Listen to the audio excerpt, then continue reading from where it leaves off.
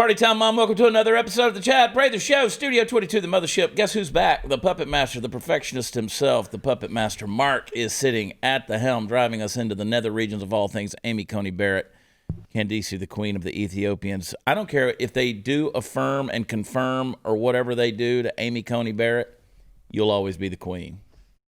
You'll always be the queen of the Ethiopians. Herbert the Silent Deer looks on the same face of shock he had the night the truck hit him. Party Foul Steve's in the pub. Hot News Natalie. Yep. Oh, you look tired.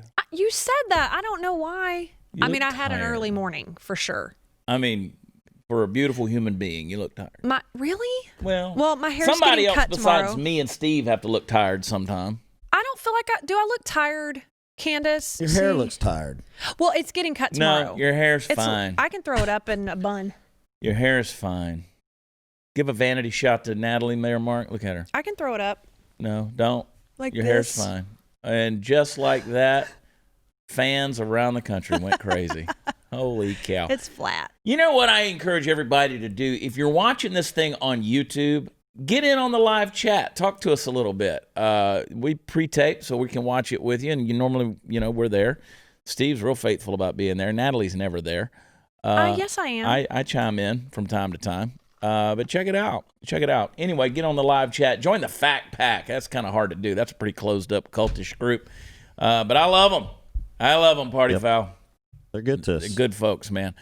Anyway, we got some stuff I want to get into today. I got some arguments I want to make. I'm fired up. I've been watching them just really go.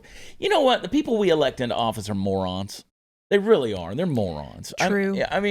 I listen to these senators go back and forth in this thing with Amy Coney Barrett, this confirmation hearing, and she'll answer the question, and then they got to ask it again, and she'll answer the question, and then they'll ask it again, and she's like, "Do you want me to answer this again? I mean, do you want me to? Are you asking me a question again? I mean, is this even a question?" Mm-hmm. I mean, she's not saying it exactly like that. She's so spot on perfect, it's ridiculous. And it's like they have nothing to come at her with. That's what I was about to say. There's nothing to come at her. No, so they just have to keep asking the same thing. Well, now, have they looked in our high school yearbook? Have they looked in the high school yearbook? You guys. They haven't taken it all the way to Brett Kavanaugh levels yet. Yet. We'll see what happens over the next day. Anyway, got a show for you. I read these opinion pieces. That's what I've got them. Here I got these opinion pieces that Candice collects for me, and I read them, and I just get angry. I don't have the word to talk about the insanity we live in these days. Insane doesn't fit it anymore. It's like that book, that book Cell, I think it was called, by Stephen King, where all of a sudden whoever was on their cell phone when this pulse went off, they became zombies. And there were some people who were normal, and there were. What's that? I'm for that. That'd be cool. But there was some people who were zombies and some people who were normal, and it was all because they were on their cell phones when the thing went off. Have you watched The Social Dilemma yet, Candice? Have you watched that thing? I have. It's very interesting. Highly recommend it. Yeah, have you watched it? It's on Netflix. I know a lot of you ban Netflix, and I don't blame you for doing that. Yeah. What's it called? I can't ban Netflix because there are certain documentaries that I have to watch, and they're only on Netflix. So what show? It's called The Social Dilemma. Oh, yeah, that's on our list. We're going to watch it with our kids. Check it out. It's pretty interesting. They make it, in some places, a little more dramatic than it needs to be. All you do is just have somebody talking serious, and you throw some ominous music behind it. We should do that here, actually. Ooh. Mark, we need ominous music here. Now, I'll tell you what I really want to do, and maybe those of you listening, maybe those of you watching can help me do this. Because I ran across an Instagram page Monday night of a guy who he creates action figures and sells them. He had the fly that was on Mike Pence's head. Yes. And he's got it in the package, and it's like non-posable action figure. I saw that. It's hilarious. Great. He's got some really cool stuff on his Instagram page. He sent me a message yesterday morning saying, thanks for sharing my stuff. I lean a little left, you lean a little right. I was like, I think we both know we both lean a little bit more than left and right. He said, but it's cool that you can promote my stuff. We can kind of get along and blah blah blah. And I'm like, look, I don't give a rip where you lean. I just think your stuff's cool and funny. But I want action figures. I want Chad Prather Show action figures. I got to find somebody who can make us some action figures. I want a party foul. I want a hot news. I want a Candice. I want Mark with his little headphones. You can pull the string and it says nothing. Pretty good. Silent Deer needs one too. That would be cool if it just said pretty good. Pretty good. Just pretty good. I've missed you, Mark. Welcome back, buddy. You've been running the show everywhere else. Miss you, Chad. We love Chance, but I'm glad you're back. Hey, I don't mean to brag, but I do have a Barbie. Oh, let's stop talking now. Okay. We're going to get action figures. I eat meat. I know you guys can look at me and know that. I'm not one of those vegetarian types. You probably guess I'm pretty serious carnivore. Being from Texas especially, I know about steak. Had some great steaks last night. Let me tell you about them. My local grocery store, they know me. We've got the meat cutter over there, Mark Pagel. We got our guys who, why is that funny? It's very Chad. It's very Chad. We got a meat cutter knows me. Meat cutter does. I mean, we know. Yep. And As it should be. we love our meat. We keep our freezers Yes, full we of do. meat. But I don't like inferior meat. I'm very picky when it comes to that. So I'm happy to talk about our new sponsor, new partners, Omaha Steaks. Right now, you can get a gourmet assortment of bestsellers with an exclusive offer just for my audience. If you go to omahasteaks.com and you enter code Chad Prather, Prather. All you got to do is go up in the search bar. In their search bar, this saves you all the time. You don't have to enter the discount code or anything at checkout. Just in the search bar, hit Prather. Just type that in. And this week, Omaha Steaks is going to add 2 pounds of premium ground beef free with your order. Yes. Now, my favorite one that I like to get is the Butcher's Best Sellers package. Loaded my freezer up with it this week. It includes the bacon-wrapped filet mignon. It's got sweet, smoky bacon, fork tender filet mignon. Had it last night. Awesome. Omaha Steaks has been bringing people together for over 100 years. Enjoy family, enjoy friends, enjoy the best steaks of your life. I want you to go to omahasteaks.com. In the search bar, enter my name, Prather. You're going to get exclusive offers not available anywhere else. Don't forget, when you order today, Omaha Steaks is going to add 2 pounds of premium ground beef for free. Let's get into it. We'll be right back.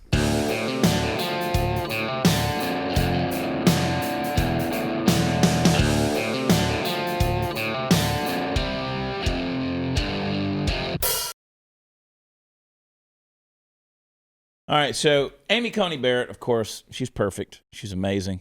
Could you stop? Sorry. What is wrong with you? I was trying not to look tired. You got your fingers stuck in You your go eyes. like this. Stop it. Stop it. Shut your face. Y'all are obnoxious. It's like dealing with my children every day, both of you. My children are better. Well, They act better. sometimes we have to deal with you too. I want to beat your ass. Okay. Hey, All right. by the way, got a #1 album called Y'all Shut Up. It's got a great song on there called Beat That Ass. Grammy. Grammy, did you, hashtag Grammy. Hashtag Grammy. Did you, have you seen some of these Twitter meltdowns, Instagram meltdowns? You don't spend a lot of time on Twitter. No, I'm on Instagram though. You love Twitter. Love it. Love I it. love it.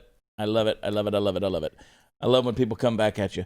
And it's almost instant response. Yeah. You know, people for right you, there yes. on it.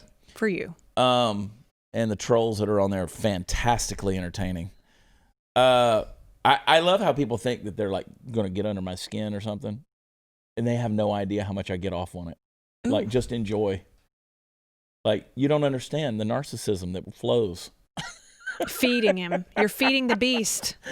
You trolls can exhibit your Machiavellian complex, right? And my narcissism, my devaluing narcissism, will just continue to eat it up. Mm-hmm. And it helps on my numbers. Amy Coney Barrett, I love her. She's gorgeous. She's fantastic. She's smart. She's just an incredible person. But we're being called hypocrites, right? Because, she's faced immense scrutiny on her religious beliefs. And of course, a lot of people out there say you got to be really, really vigilant when we scrutinize anybody that could potentially have a religious bias or a discrimination. She was not nominated. Let me just say, she was not nominated because of her Christianity. All right? You have a faith. Yep. I have a faith.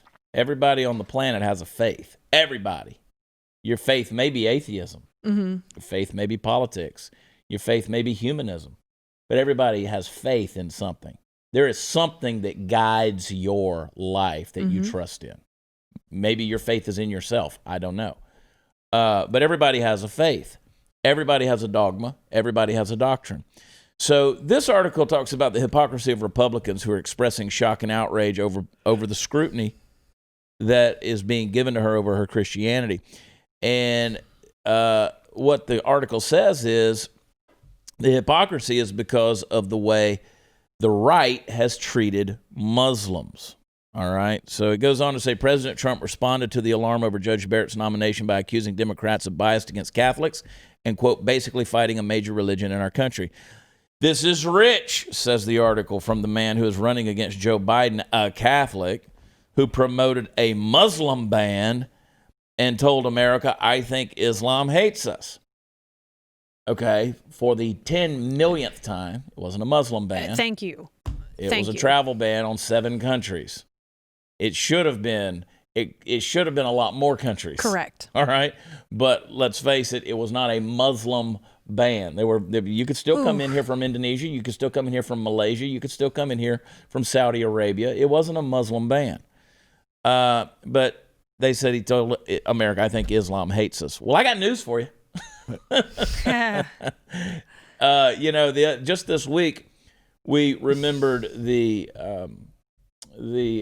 bombing of the USS Cole. Seems to me it wasn't Catholics that drove that boat into the side of that tanker. So, Truth. I'm telling you, just telling you, history stands firm in that area. So the Senate hearing started on Monday. Josh Hawley of Missouri accused his Democrat colleagues on the Judiciary Committee of attacking Judge Barrett for being too Catholic to be on the bench. He's apparently living in the twilight zone because this didn't actually happen. Mr. Biden went out of his way to say Judge Barrett's faith shouldn't be considered a factor in her hearing. Okay, but it still is. I've been listening to the hearings. They keep bringing it up. This author says, I can't help wondering how would Republicans behave if Judge Barrett were a Democrat who strongly held religious beliefs came from Islam instead of Catholicism. Well, let's talk about that. Republicans would demand she prove that she was not, quote, working with our enemies. That's what Glenn Beck, you ever heard of that guy? Called for when Keith Ellison was elected as the first Muslim to Congress. They'd probably use her faith to accuse her of hoping to create a, quote, Sharia state through judicial activism. That's what conservative bloggers did in 2011 when Chris Christie of New Jersey nominated Sohail Muhammad, a Muslim originally from India, for a seat on the Superior Court of Passaic County. If Judge Barrett wore a hijab, Janine Pirro of Fox News would question whether her religious beliefs were in opposition to the Constitution. That's an ugly accusation, Ms. Pirro levied against Representative Ilhan Omar of Minnesota in 2019. The scrutiny of Judge Barrett connection to the People of Praise religious community, which opposes abortion, gay rights, and marriage equality, which believes that men are leaders of their families, has been intense. It's fair to debate whether that kind of scrutiny is reasonable, and concerns that Judge Barrett has faced bias because of her religious beliefs are understandable. What's clear, though, is that if a little-known Muslim group made headlines in connection with the nomination of a justice, Republicans wouldn't have the same concerns about religious bigotry. Well, what say thee? See, here's the thing. Sharia law does not fit with the Constitution. In fact, it's diametrically opposed to it. And by the way, Muslims also believe that gay marriage is wrong. Muslims also believe that they're not out there aborting babies. And they also believe that the man is the head of the home. So this, People of Praise thing, you're comparing it as some big far right wing. I promise you, the Muslim faith goes way further in its rigidity than anything that you can bring up about People of Praise, okay? And also, Sharia law being diametrically opposed to the Constitution is promoted by someone like Ilhan Omar. So don't let facts stand in the way. Now, personally, I have a conviction that Amy Barrett Coney Barrett probably is opposed to abortion on a personal level. She's got, 900 kids? Mm-hmm. 2 of them are adopted, 1 of them special needs. Mm-hmm. I have a feeling that she probably does believe that her husband is the head of her home. I have a feeling that she does believe that same-sex marriage probably is not the God's ideal in terms of what he's revealed, right, in the Christian scripture. So, that being said, she has continually said she will not let those personal bias weigh in on things that have already had a precedent set by the court. Well, let's talk about what in the Catholic religion really goes against the Constitution. Well, there you go. There you go. Let's waste time on that. So let me, and to that point, I want to make sure nobody misses what I just said, and I want to talk about that too. When a precedent has been set by the court, right? You don't just come in there and use your bias to try to overturn those precedents. She said she will continue to honor the precedents that have been set by the court. Now, if someone were to come along and say, all right, we're going to challenge this, and it makes its way up through the federal court system to the Supreme Court, she says, we'll take a look at it then. She said on Monday, you don't just wake up one day and say, I'm for guns or I'm against guns, I'm for abortion, I'm against abortion. You don't do that. You look at the case as it comes before you, and then you deal with it. Now, that case has to go through all these federal courts before it ever gets to the Supreme Court. So if you're wanting to overturn something, let's say Roe v. Wade or something like that, you don't just come out there. The Supreme Court doesn't just arbitrarily come out there and start ruling over people when a judicial precedent has been set. Okay?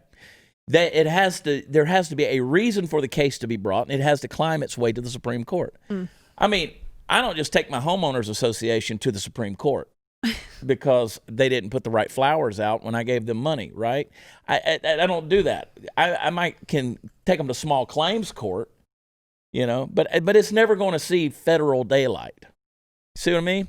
So when a precedent has been set, you don't just overdo that. Now, back to your point. Let's look at how many things the Catholic Church, how many doctrines of the Catholic Church violate.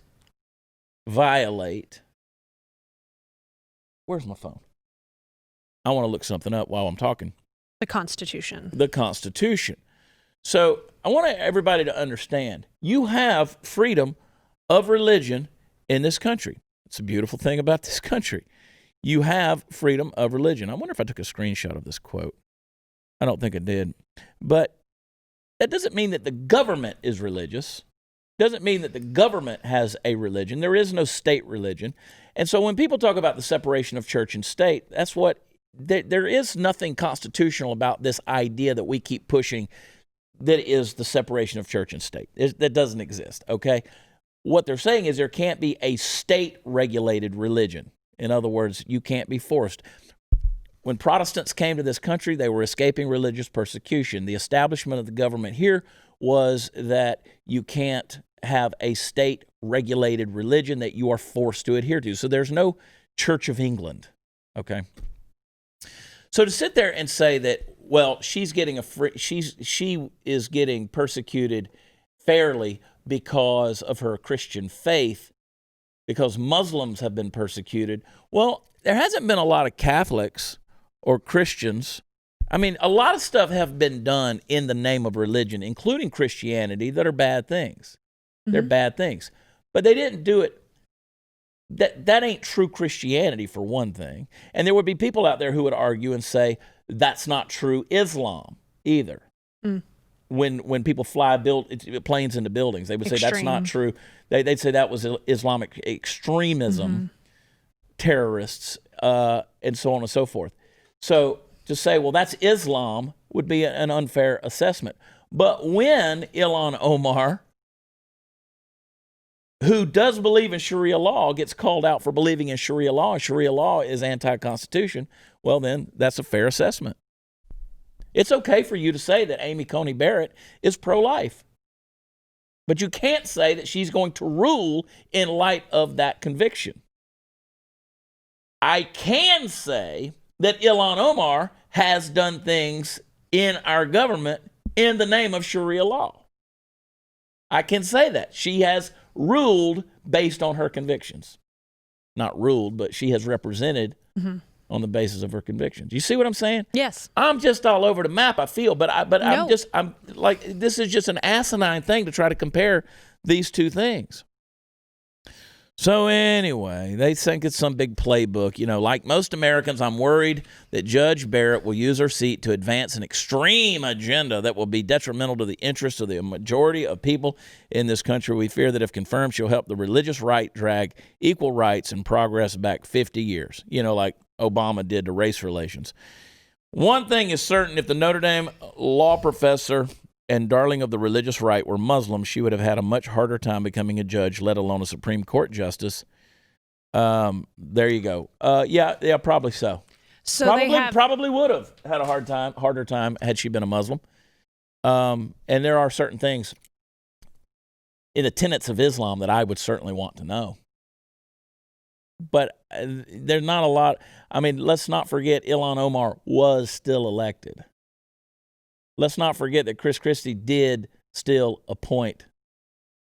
You understand what I'm saying?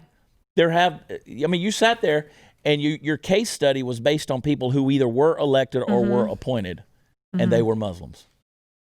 All that article tells me is that they've got nothing. So they're nothing. reaching for whatever. You know what? I smell good.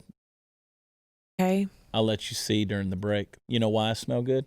Because every day of my life, I'm not like Steve who bathes like 17 times a day. I use Duke Cannon. Guess what they got coming out right now? I gave you some of it. Yeah. And I've been using it. It's fall. You know what that means? Sexy. It's sexy. Yeah. Pumpkin time. Every beer lover's favorite event is Oktoberfest. And since you're probably not boarding a plane to Bavaria this year, it's a great time to start a new beer tradition with Duke Cannon's Oktober Fresh. The beer fest located entirely in your shower. Yeah, it is. Oh. I love drinking a can of beer in my shower while I'm taking. You know what I'm saying? You have a can Got holder your little in your can shower. holder up there, but you can go one step further. Celebrate beer, get squeaky clean with the huge 10-ounce soaps in the Duke Cannon beer and bourbon box. That's right, beer and bourbon box. Infused with booze, but scented with cedarwood, sandalwood, citrus, and oak barrel. They'll make you smell like a fresh alpine forest rather than a musty Bavarian beer garden. If foreign beers aren't your thing, pour up the decidedly domestic offerings of the Bud box. What'd I give you, the Budweiser? Budweiser. Yeah. Great American beard necessities, including beard balm to soften beard oil. To soften, you got beard oil to nourish, and beard wash to rinse and repeat. Makes you want to be a man, doesn't it? Ladies about to be all over you. Yeah. Whether you choose the Bud box, the beer and bourbon box, or my favorite, both, Duke Cannon's Oktober Fresh is the best way to bring your love of beer into the shower. I ain't lying, man. They got stuff in there make you smell sweet. They got some old Milwaukee big ass beer soap. It doesn't smell like beer. Doesn't smell Okay. like beer, but it's infused with it, and it's got just makes you feel all. They got the bourbon soap, the beer soap. They got the Bud beer box, a Great American beard balm, Great American beard oil, beer. I love it. It's just so good, and all the different kind of stuff that's in there just smells so good. It really is my favorite thing. I can tell. I'm so excited when it comes in. Go to DukeCannon.com, DukeCannon.com. Use Watch Chad 10 for 10% off your next order. Free shipping with orders over $320. A selection of Duke Cannon's products are also available at your local Target. Go get it today.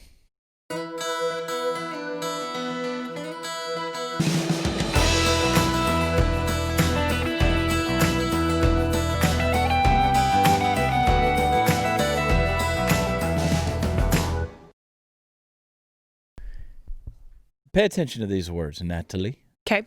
Party foul, pay attention. Paying attention. Let us, with caution, indulge the supposition that morality can be maintained without religion. Whatever may be conceded to the influence of refined education on minds of peculiar structure, reason, and experience, both forbid us to expect that national morality can prevail in exclusion of religious principle. It's George Washington. It's true. In his farewell address. And what he was saying is, you want to rely on refined education. You want to have really educated minds, complex minds, as he says, minds of peculiar structure, reason, experience. You can have all those things, but if you expect national morality to prevail. You can't do it in exclusion of religious principle. That's the problem right now with what's going on in our country is how many people are defending socialism as though governmental structure, the right economics, the right mindset, the right experience, all of these things. That's why Monday I'm going to do a special show on Monday, and I want to talk about socialism in America.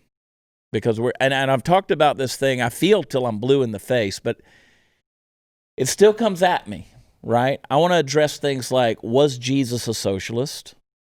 Was, he pushing a socialist agenda? I want to talk about this idea of what socialism is versus what people today think socialism is, or the things that are in our society now that people are calling socialism, which really are just social programs. So I want us to look at some of that. We're going to do that on Monday, take a little bit deeper dive into some stuff like that. I know that there are people out there who say, Chad, you need to have more humor on your show.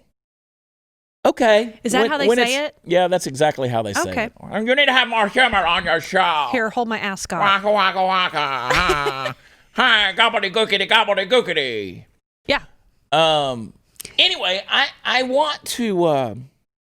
yes and no. I mean, there's times to be funny. There's for everything, there's a season, right? There's times to be funny, and we take a lighthearted look at most things. But, man, I'll tell you, this thing is at a point now where you said you were talking to our good friend, the good doctor. Dr. Wilcuts. Dr. Wilcuts, who, of course, we had on the show, and he talked about the three big takeaways were corona. He's of course, endocrinologist. And microbiologist. Molecular biologist.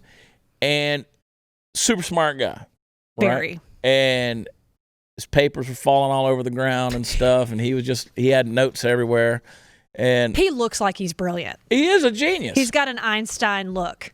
Genius. Yes. And the biggest takeaways I had of that was he said there's three things. It is real, coronavirus. It's highly infectious.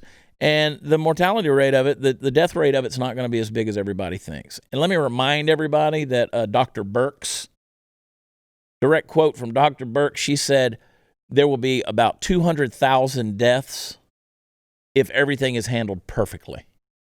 All right, so what have we got now? 220,000 deaths, give or take.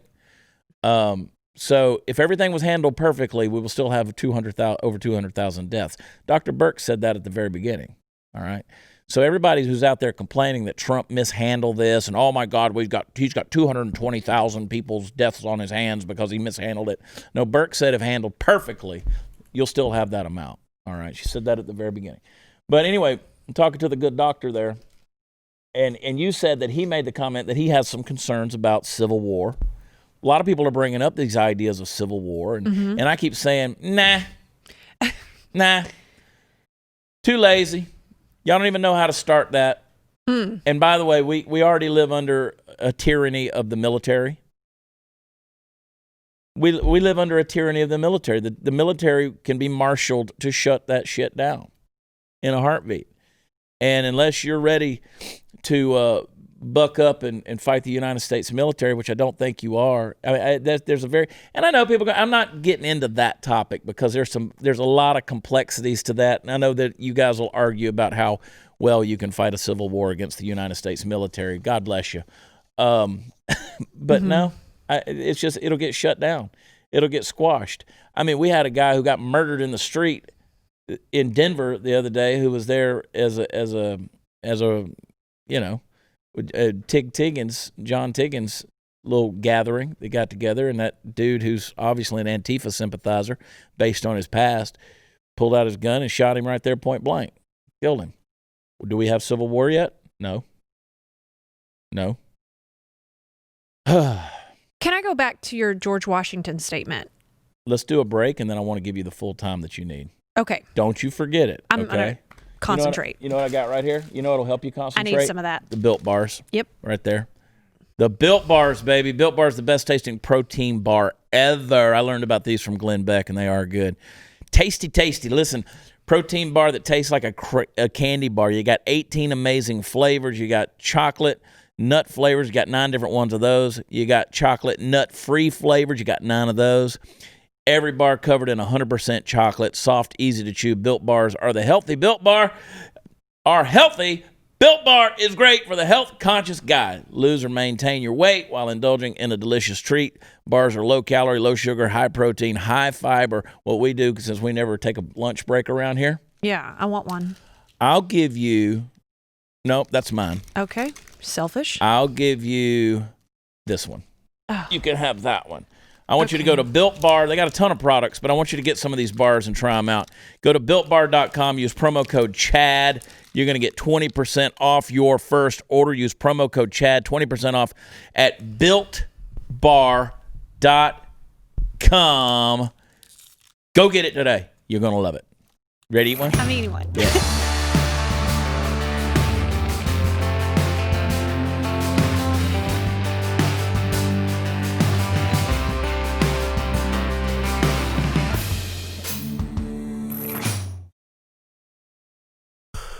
All right.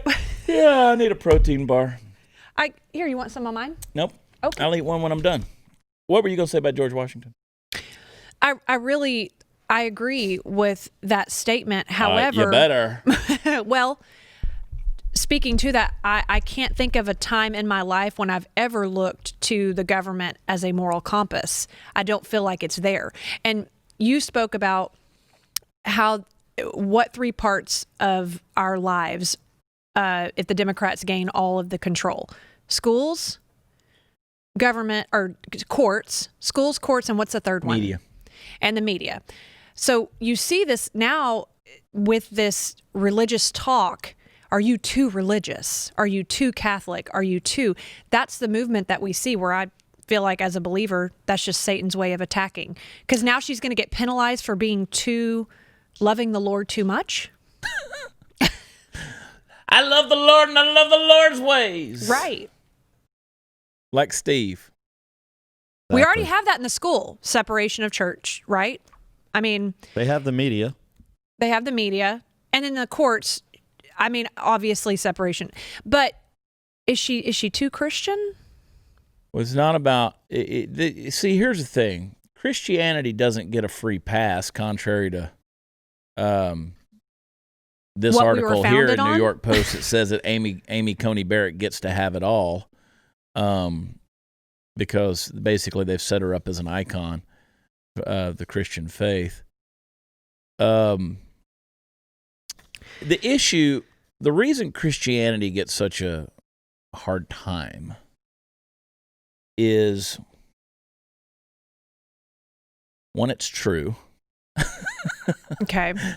I mean, there are people, you can argue that all you want. I mean, in my opinion, it's true. Right. And the people who trust in it, the people who have faith in it, they're no more outspoken about their faith than anybody else. Correct. But you have this idea these days that it's a Western civilization religion. By and large, it is historically. You have this idea that in the name of Christianity, all these atrocities have been done. You forget what has been done in the name of other religions. We have this idea that we should be so progressively open to all of these pluralistic ideas that we really should not criticize anything that doesn't belong to us. And since Christianity inherently belongs to, in many ways, Western civilization, then we can criticize that. We can say, no, white lady and your white lady religion, we don't agree with you on these issues. All right? But if a person of color comes out and says, well, I'm a Muslim, then it's like, oh, you know what? Let's have some tea. You know, let me show you how understanding I am. As a white person, I don't have the right to criticize your religion. You know, you understand where I'm going with that? There's this mindset in there. And plus, people have pissed a lot of people off in the name of Christianity. It's one thing for Christ to be offensive. It's another thing for you to be offensive with Christ. Mm-hmm. And a lot of people have been offensive with Christ. But we have this idea that we can just continually criticize Christianity because there's free game. It's open season. Always has been. One is because of the way in which we make it unilateral and say, they call us narrow-minded, right? Because we believe it's the only way. I've had people who say, do you really believe that Jesus is the only way? And I'm like, well, I'd quit everything I'm doing if I didn't. I know what to be true from the Bible. Right. I'd go out there and God's live word. whatever debaucherous life I wanted to live and just go crazy with it and wouldn't have any moral compass whatsoever. I wouldn't waste my time with everything that I do. That doesn't mean that I'm out there preaching the gospel. I'm not. That's not what I do, but I know what guides my life. I know what guides my life, right? And I'm not answering to you or anyone else that's out there that judges me. But the fact that Jesus said, I am the way, I am the truth, and I am the life in John 14:6. He didn't say I'm a way among ways. I'm not a truth among truths. He didn't say I'm the life among lives. He said I am the definitive way, truth, and life. So that's very offensive to people. And so when you have people who say, I believe that human life begins at conception and you don't have the right to do what you want with the body that resides inside of your body, the living being that's inside of you. You don't have the right to take that. That's offensive to people because how dare you tell me what to do with my body? Well, it's not your body. If I say that the husband is designed to be the head of the home, that is a good pattern. That's like saying, I don't want it that way.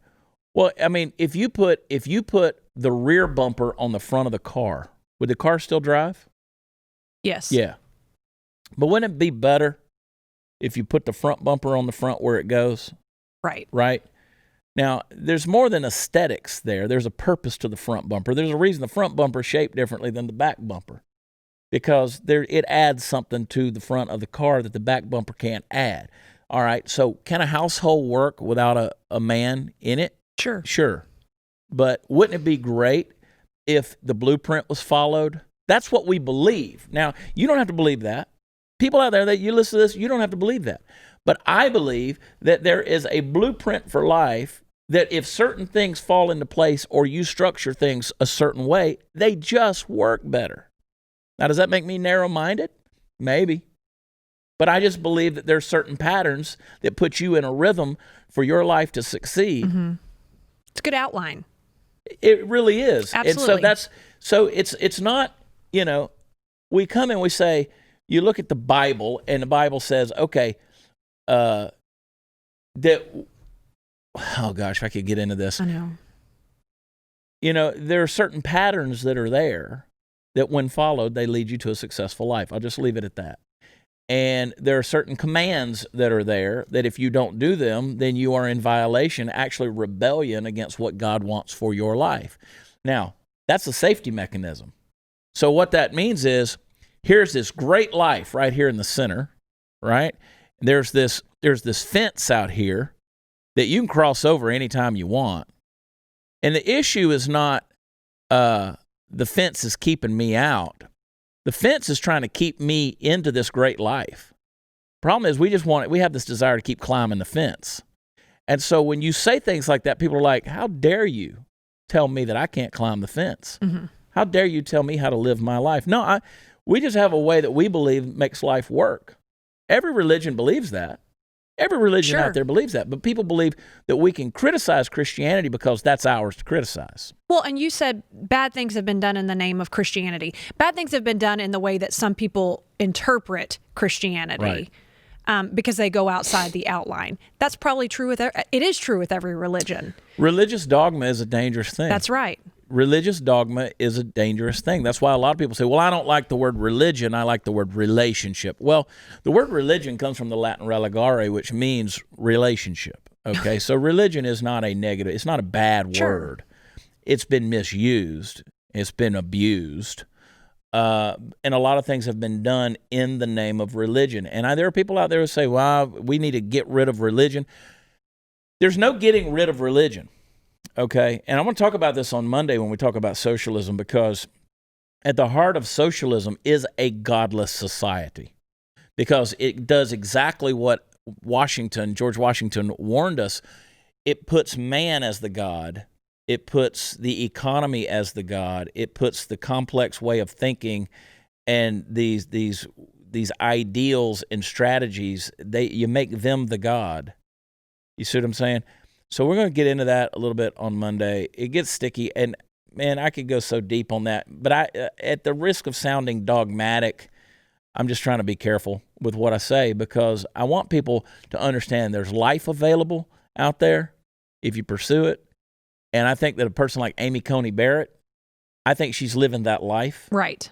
And to criticize her for it is just not a good idea. I didn't mean to make you didn't go so deep, but I think we should watch. Just watch what's happening. Are you too religious? You know what else George Washington said? What do you say? Bring ammo. Yeah. Bring ammo. Oh, my gosh. I love you. Shut up, Party Foul Steve. Well, I was going to say, I think no matter who the nominee for the Supreme Court justice is, those measures for either party you have to go after. And, you know, the dogma lives within you. We'll be right back.